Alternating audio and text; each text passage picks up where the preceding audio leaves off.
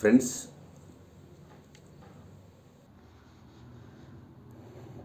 Subject వారీగా previous examination ప్రశ్నలు హిస్టరీకి సంబంధించి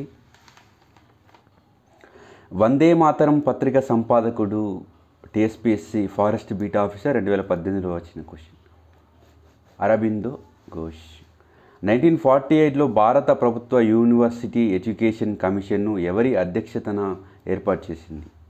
మౌలానా అబుల్ కలాం ఆజాద్.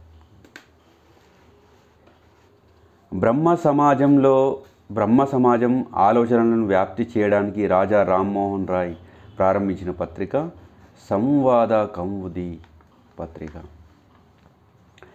1896 రామకృష్ణ పరమహంస జ్ఞాపకార్థం ఎవరు రామకృష్ణ మిషన్ను ప్రారంభించారు? స్వామి వివేకానంద.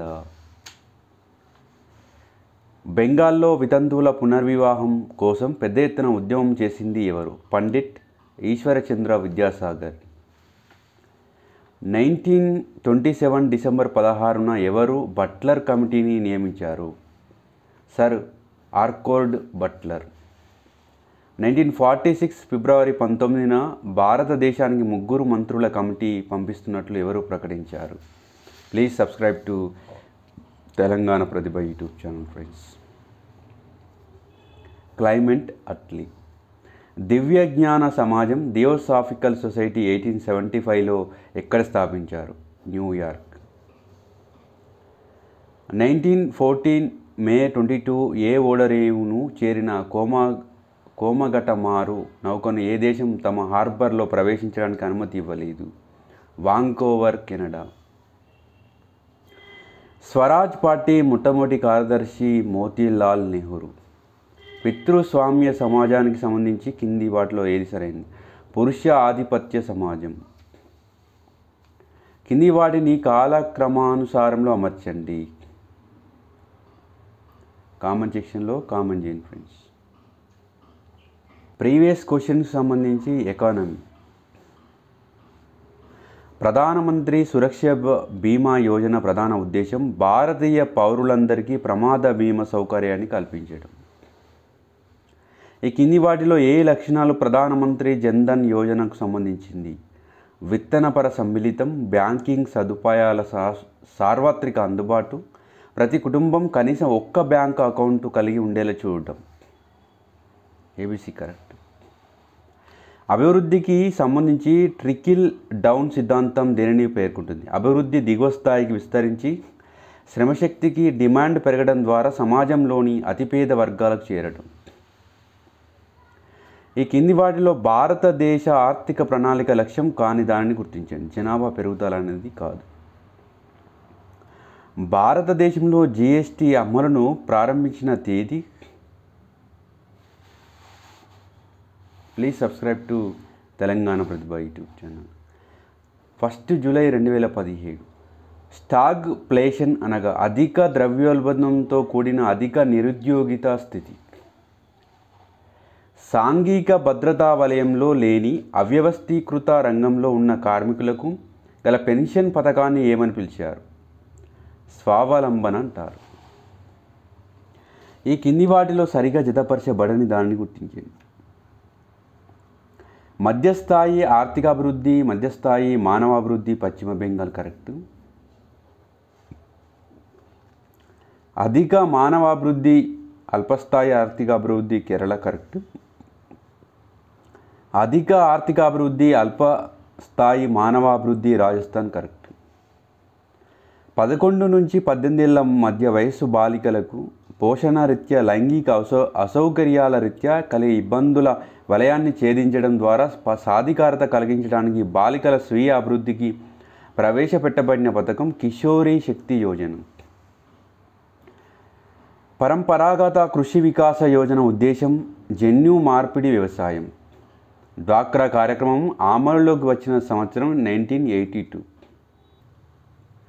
మిశ్రమ ఆర్థిక వ్యవస్థలో ప్రధానంగా ఉండేవి. మిశ్రమ ఆర్థిక వ్యవస్థలో ప్రధానంగా ఉండేది ప్రభుత్వ ప్రైవేటు రంగాలు. ప్రధానమంత్రి కృషి సించాయి యోజన ప్రధాన ఉద్దేశం క్షేత్రస్థాయిలోని సాగునీటి పారుదలలో పెట్టుబడుల మేళవింపు. పంట రుణమాఫీ పథకం కింద తెలంగాణ ప్రభుత్వం ప్రకటించిన రుణ పరిమితి ఎంత? 1,00,000 రూపాయలు. తెలంగాణ రాష్ట్రంలో గ్రామజ్యోతి పథకం కింద చేర్చబడిన గ్రామాల సంఖ్య 2580. అంత్యోదయ అన్న యోజన పథకంలో భాగంగా ప్రతి కుటుంబానికి ₹1 కిలో చొప్పున నెలకు అదే బియ్యం ఎన్ని కిలోలు? 35 కిలోలు. భారతదేశ ఆర్థిక వ్యవస్థను కింది వాటిలో ఏ విధంగా పిలుస్తారు? మిశ్రమ ఆర్థిక వ్యవస్థ. సహకార పరిమితి సంస్థల విధానం ఏ విధంగా ఉపయోగం? 3 అంచెల వ్యవస్థ.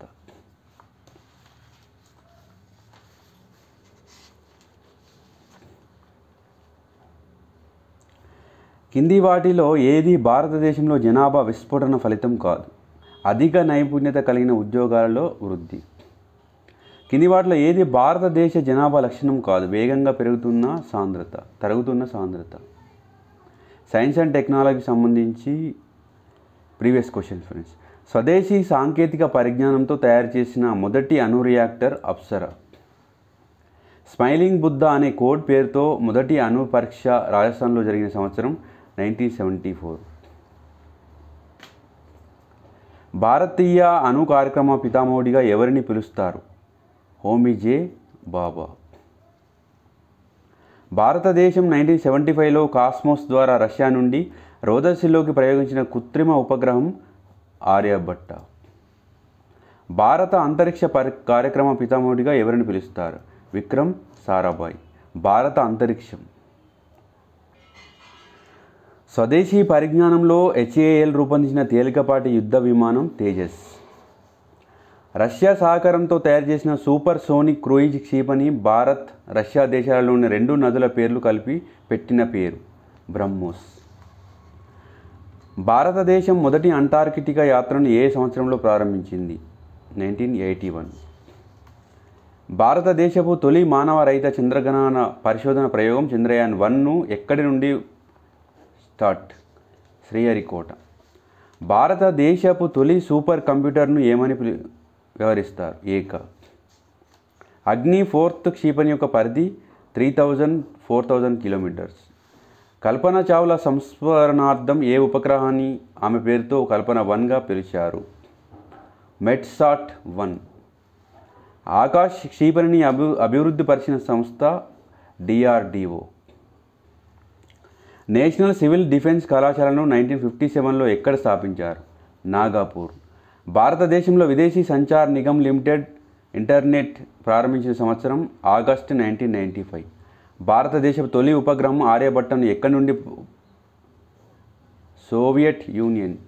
భూమి కక్షలోకి పంపబడిన తొలి సజీవ జీవి లైకా, ఒక కుక్క. అంటార్కిటా ఖండానికి భారతదేశం మొదటి యాత్ర బృందాన్ని ఎప్పుడు పంపింది? 1981. జాతీయ రిమోట్ సెన్సింగ్ సెంటర్ ఏ డిపార్ట్మెంట్ కింద పనిచేస్తుంది? స్పేస్. భారత అంతరిక్ష పరిశోధన సంస్థలకు చెందిన ఉపగ్రహ ప్రయోగ కేంద్రం Sriharikota. Please subscribe to Telangana Pratibha YouTube channel friends.